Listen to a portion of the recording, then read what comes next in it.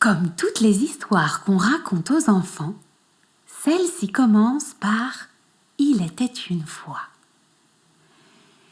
Il était une fois, donc, un roi qui rencontra deux hommes qui se disputaient comme des chiffonniers. L'un était avare et l'autre envieux. Cela put se constater aisément quand le roi, pour cesser leur querelle, leur proposa de formuler un vœu, selon lequel le second recevrait le double de ce qu'aurait demandé le premier. Bon gré mal gré, les deux compères acceptèrent le marché. Qu'aurait-il gagné de toute façon à contrarier le roi? Bref, j'ai découvert que les 48 Heures Film Project étaient de retour en France cette année. C'est un concours de court-métrage dont le principe est de réaliser un film en respectant des contraintes.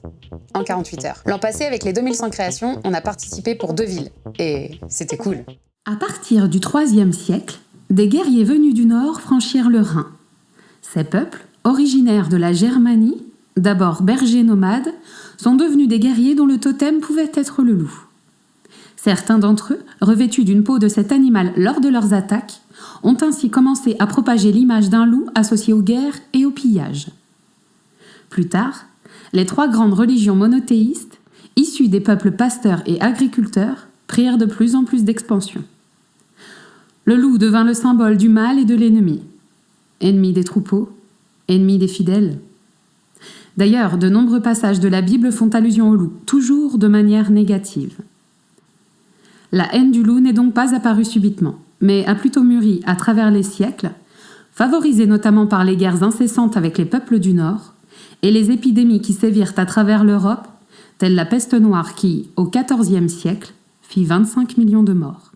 Ne découvrir du talent qu'aux mazettes, être terrorisé par de vagues gazettes, et se dire sans cesse « Oh, pourvu que je sois dans les petits papiers du Mercure François !»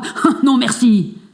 Calculer, avoir peur, être blême, préférer faire une visite qu'un poème, rédiger, déplacer, se faire présenter « Non, merci, non, merci, non, merci !»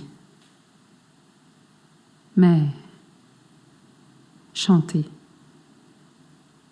rêver, rire, passer, être seul, être libre, avoir l'œil qui regarde bien, la voix qui vibre, mettre quand il vous plaît son feutre de travers, pour un oui, pour un non se battre, ou faire un vers. Travailler sans souci de gloire ou de fortune, un tel voyage auquel on pense, dans la lune.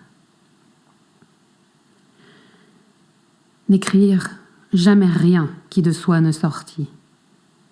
Et modeste d'ailleurs se dire « Mon petit, sois satisfait des fleurs, des fruits, même des feuilles, si c'est dans ton jardin à toi que tu les cueilles. »